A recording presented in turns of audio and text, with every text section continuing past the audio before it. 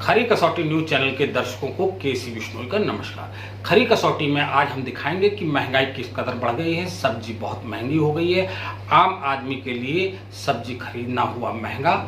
इस पर रहेगी हमारी रिपोर्ट। इसके बाद हम आपको दिखाएंगे खनन माफिया जहां श्रमिकों का शोषण कर रहे हैं, वहीं उनका दैहिक शोषण भी कर रहे हैं। बलात्कार की घटनाएं हो रही हैं। मामला चित्रकूट का है। हम दिखाएंगे इस पर अपनी रिपोर्ट। छतरी रंग बिरंगी बिक रही है बाजार में, उस पर हमारी एक रिपोर्ट होगी। और इसके बाद हम दिखाएंगे कि सोमवार के स्थान पर बुधवार को कहाँ होती है भगवान शंकर की पूजा। बुद्धेश्वर भगवान के दर्शन कराएंगे। लेकिन सबसे पहले देखिए महंगाई किस कदर बढ़ रही है, सब्जियों के दाम किस तरह से महंगे हुए, इस पर हमारी रिपोर्ट। इस सप्ताह हुई बारिश के बाद सब्जियों के दाम आसमान चढ़ गए हैं। सब्जी बाजार महंगाई से जहां झुलस रहा है, वहीं लोगों के जायके का स्वाद भी बिगड़ गया है। ऐसे में लोग अब आलू से काम चला रहे हैं। सब्जियों के दाम में 5 से 10 रुपये प्रति किलो की वृद्धि हुई है। पिछले रविवार से मंगलवार तक लगातार हुई बारिश के बाद खेतों में जलभराव से सब्जी सड़ने लगी हैं, जिससे सब्जी बाजार में न आने की वजह से महंगी बिक रही है। बारिश के बाद सब्जियों की फसल के नुकसान का अनुमान लगाया जा सकता है। किसानों ने बताया अधिक से अधिक खेतों की सब्जियां सड़ चुकी हैं। सब्जियों के दाम में भारी इजाफा होने के बाद किलो में खरीदने वाले अब लोग पाँव में खरीद रहे हैं। सब्जियों के भाव कब घटेंगे कहना मुश्किल है। मैं खरी कसौटी न्यूज़ चैनल से ऐश्वर्य गुप्ता। आपके इस समय किस सब्जियों के रेट सबसे ज़्यादा बढ़े हुए हैं? इस समय टमाटर का रेट बढ़ा हुआ है, आलू का रेट बढ़ा हुआ है, लौकी तरोई भी महंगी हो रही है। सब सामान महंगा हो रहा है। महंगाई को लेके आप कुछ कहना चाहेंगे? अब क्या कहना चाहेंगे, माल आ नहीं रहा है। अब जैसे टमाटर है बेंगलोर से आ रहा है, यहाँ का सब खत्म हो गया है। अब चीज़ें कम हो गई हैं, इसलिए महंगाई बढ़ रही है। महंगाई को लेके आप कुछ कहना चाहेंगे? क्या कहना चाहेंगे, अब दिन पे दिन महंगाई चल रही है। डीजल पेट्रोल की वजह से क्या महंगाई है। फिर भी तो लोग सब्जी लेंगे ही ना। तो पहले के अकॉर्डिंग अभी लोग सब्जी खरीदने आ रहे हैं महंगी होने की वजह से? अब लेते हैं, कम लेते हैं। पहले 1 किलो लेते थे, अब आधा किलो ले रहे हैं। पाव भर ले रहे हैं।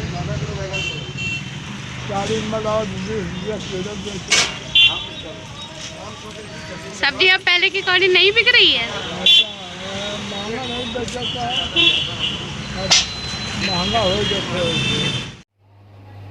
अब हम दिखाएंगे कि चित्रकूट में किस तरह से बलात्कार की घटनाएं बढ़ रही हैं। देखें हमारी रिपोर्ट। मंगलवार को चित्रकूट के कारखाने में ठेकेदारों द्वारा गरीब लड़की के साथ यौन शोषण का मामला सामने आया है।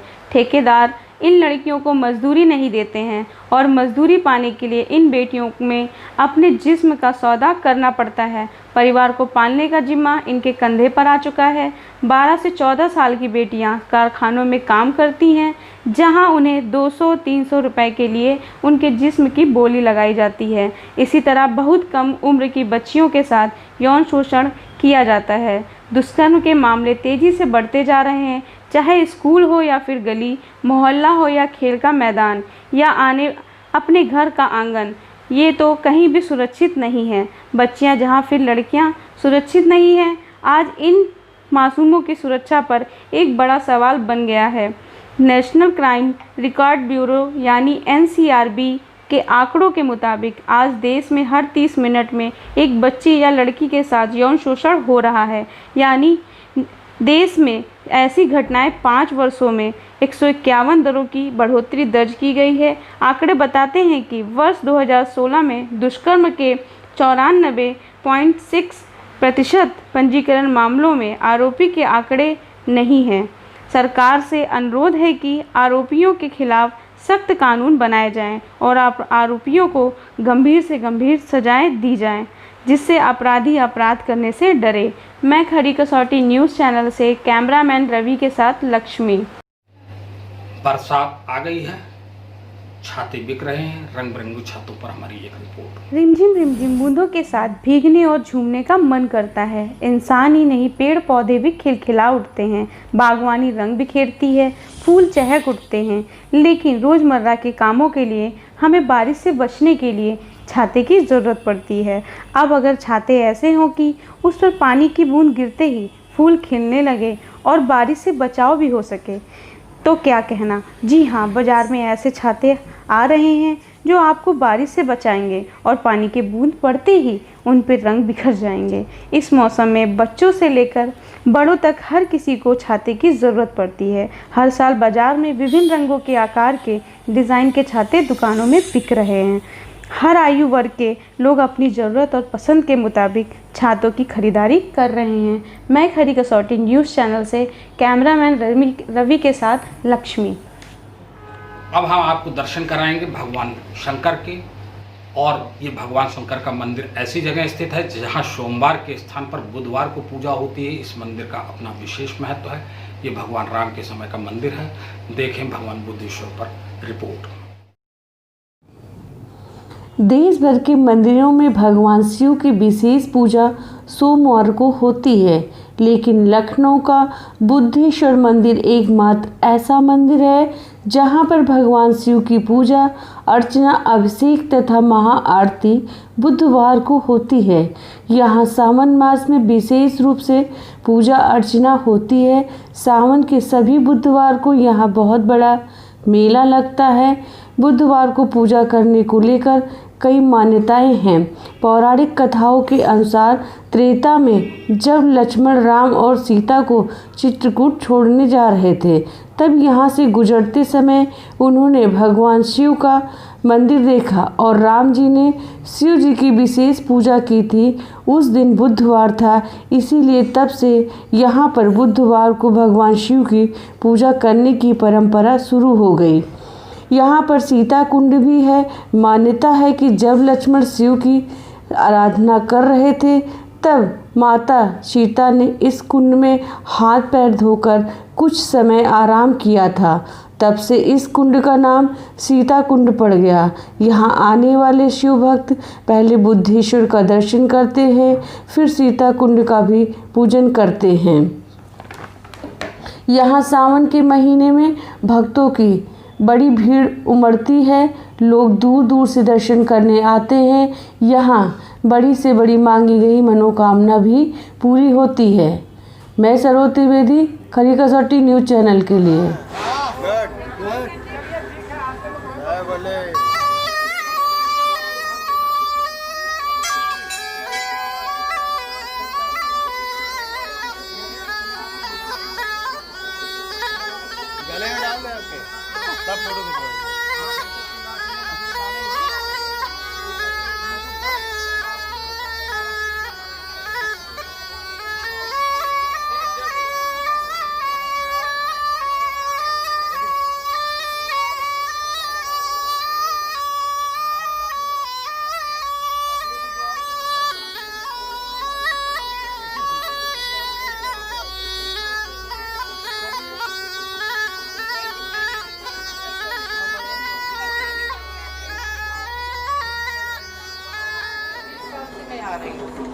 और यहाँ की प्रशासन और व्यवस्था बहुत अच्छी है।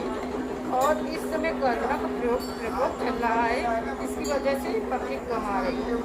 और उसका अनुशासन, यहाँ का अनुशासन इसलिए यहाँ का मंदिर बहुत प्रचलित और बहुत पुराना है। इस मंदिर को बुद्धेश्वर मंदिर इसलिए रखा गया है कि यहाँ भगवान जी आए थे, यहाँ बुधवार को ही आए थे, इसलिए यहाँ बुद्धेश्वर। कितने साल पुराना ये प्राचीन मंदिर है? प्राचीन कम से कम 60-70 साल पुराना मंदिर है। आप कहाँ से आती हैं? मैं तो यहीं से आती हूँ। देखिए, पुलिस प्रशासन का पूरा सहयोग है। यहाँ पर सैनिटाइजर मशीन भी लगी हुई है। भक्तों को मास्क भी दिया जा रहा है। बिना मास्क लगाए किसी के भी दर्शन नहीं हो रहे हैं। जो भक्त बगैर जिसके पास मास्क नहीं है उनको उपलब्ध कराया जा रहा है। राष्ट्रीय स्वयंसेवक संघ सेवा भारती के माध्यम से, व्यापार मंडल के माध्यम से सबको मास्क उपलब्ध कराए जा रहे हैं। और रही बात भक्तों की संख्या की, तो कोरोना का असर बहुत ज़्यादा है। कम से कम मान कीजिए 10% लोग आ रहे हैं दर्शन करने, 90% दर्शन करने नहीं आ रहे हैं। सीता जी हैं। मैं बुद्धेश्वर मंदिर महंत फौजी बाबा ठाकुरपुरी जी महाराज के शिष्य महंत लीलापुरी। माता जी के उपदेश का हम माता जी को लेकर के लक्ष्मण आए सुविधा से, और यहाँ पर विचलित हो गए। विचलित होने के बाद जो है उसका उनको बुद्धि नहीं आ रही थी। बुद्धेश्वर बाबा प्रकट होकर के बुद्धि बताए, और कहीं वो नारायण है, ये लक्ष्मी जी हैं, इनको वहाँ छोड़ आइए। तो वहाँ छोड़ आए। बिठूर यहाँ से लेके घुघरी तालाब, यहाँ सकरा धोना पड़ता है, वहाँ घुघरी तालाब है, वहाँ घुघरी सीता माता वाला, और यहाँ थोड़े दूर पर है सत्ती बाग। वहाँ सत्ती बाग में माता जी को उपदेश मिला, सत्ती बाग में, और यहाँ पर श्रृंगार होता है, और यहाँ आरती होती है, टेम वही रहता है। उनको बुद्धि आई तो बिठोर छोड़े आए। आप रामेश्वर महाराज पुजारी बुद्धेश्वर महादेव मंदिर लखनऊ। इसकी ये विशेषता है कि रामचंद्र जी जो है जब लंका से जीत के आए थे तो लोगों ने ताना मारा कि यदि आप असली क्षत्रिय बनते हैं, कहते हैं रघुकुल रीत सदा चली आई, प्राण जाए पर बचन न जाए। यदि आप असली क्षत्रिय बनते हैं तो पत्नी दूसरे के घर में रह के आई है, उसका परित्याग करो। रामचंद्र जी जब लोगों के ऐसे वचन सुनते हैं तो रामचंद्र जी को जो है बैराग हो जाता है। अनुज भाई लक्ष्मण को आदेश देते हैं कि माँ सीता को जो है घने जंगल में छोड़ाओ। उस समय जो है माँ सीता जो है गर्भवती थी। जब यहाँ पहुँचे तो दिन मंगलवार था। लक्ष्मण जी और सीता जी जो है विलापग्रस्त थे। तो बुधवार वाले दिन जो है सुबह भोलेनाथ ने जो है माँ सीता जी और लक्ष्मण जी को दर्शन दिया। उन्होंने बताया कि आगे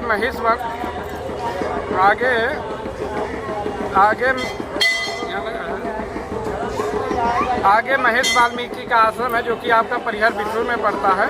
वहाँ माँ सीता के लिए जो है सुरक्षित स्थान है। आलवड़ में चले जाइए, शंकर जी की महिमा जो है सोमवार को मानी जाती है। लेकिन अपने राजधानी में एक ऐसा यही मंदिर है जिसकी मान्यता जो है बुधवार को है।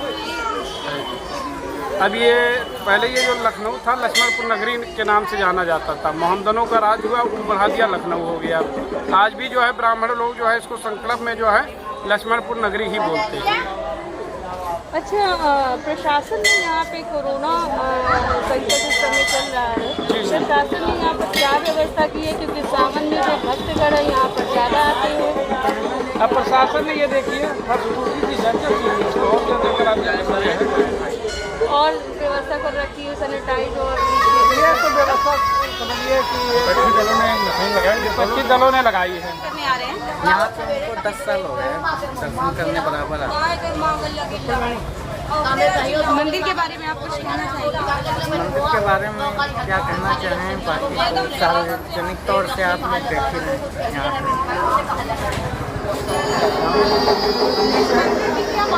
ये मंदिर बहुत प्राचीन मंदिर है, इसे बनवास रूप दिखाया जाता है, और ये बहुत ही शक्तिशाली इस समय कोरोना प्रकोप की वजह से यहाँ संख्या बहुत कम है। नहीं, यहाँ 10 लाख आदमी डेली दर्शन करता है, और ये बुधवार का यहाँ आपकी हो रही है कि नहीं हो रही है? बहुत कम हो रही है। पहले होती थी? सावन में खूब लॉकडाउन चल रहा है, बहुत रुपये हम चार वाला भरा रहे हैं। अब हम बात करेंगे आज महंगाई पर। महंगाई इस कदर बढ़ गई है कि जिसका कोई हिसाब नहीं है। आम आदमी के लिए सब्जी खरीदना बहुत मुश्किल काम हो गया है। खाने में सबसे महत्वपूर्ण चीज़ होती है सब्जी। दालों के दाम बढ़ जाते हैं, आदमी सब्जी खा लेता है, नमक रोटी खाता है, उसके साथ आलू उबाल के खा लेता है, टमाटर खा लेता है। टमाटर जो 10 रुपये किलो बिक रहा था वो 40 रुपये किलो बिक रहा है। हमने आपको पहले भी बताया था। जो इसमें किसान है उसे इस लाभ को नहीं मिल रहा है। जो बीच में बिचौलिए हैं वो इस लाभ को कमा रहे हैं, और जब जो आम आदमी है जो सब्जी खरीदता है उसकी जेब में सीधे डाका पड़ता है। अगर 10 रुपये में किसान से खरीदा जा रहा है तो जो सब्जी खरीद रहा है उसको 40 रुपये उसकी कीमत को देना पड़ रहा है। जो बिचौलिया है वो उसका दाम ज़्यादा खा रहा है। सरकार को इस पर नियंत्रण लगाना चाहिए, सरकार को देखना चाहिए, क्योंकि सरकार की जिम्मेदारी है आम आदमी को सस्ता सुलभ भोजन मिले।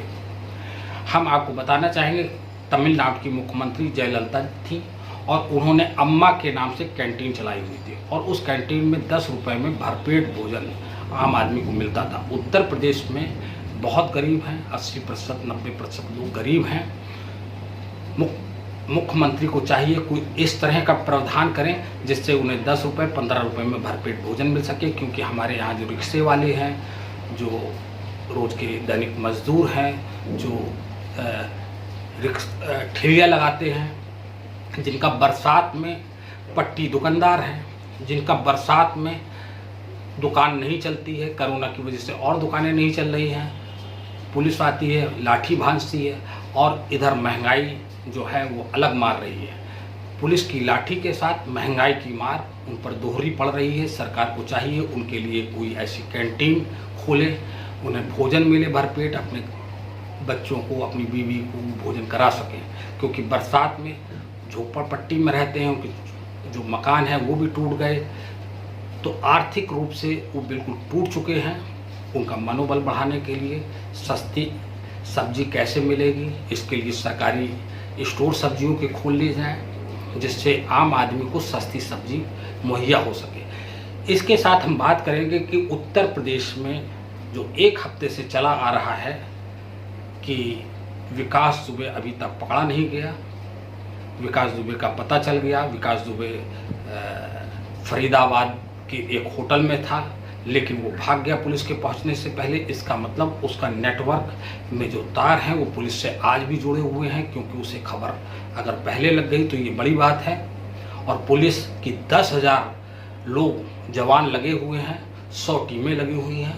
सरकार के लिए ये बहुत बड़ी चुनौती है इसे पकड़ना, क्योंकि प्रधानमंत्री की भतीजी का अगर पर्स दिल्ली में गुम हो जाता है, जो नामुमकिन चीज़ है मिलना, वो अगर मिल जाता है, पुलिस ढूंढ लाती है, तो विकास दुबे जिसने हमारे 8 पुलिसकर्मियों को मार डाला, उसे पुलिस क्यों नहीं ढूंढ पा रही? कहीं उसके ऊपर बड़ा राजनीतिक संरक्षण तो नहीं है, या उसके जो लोग जिस वक्त 2001 में उसने हत्या की थी संतोष शुक्ला की, जो राज्य मंत्री का दर्जा प्राप्त थे, भाजपा के ही राज्य मंत्री का दर्जा प्राप्त थे, उसमें 16 लोगों ने गवाही दी थी पुलिसकर्मियों ने, लेकिन वो 16 लोग पलट गए कि नहीं हमने नहीं देखा था।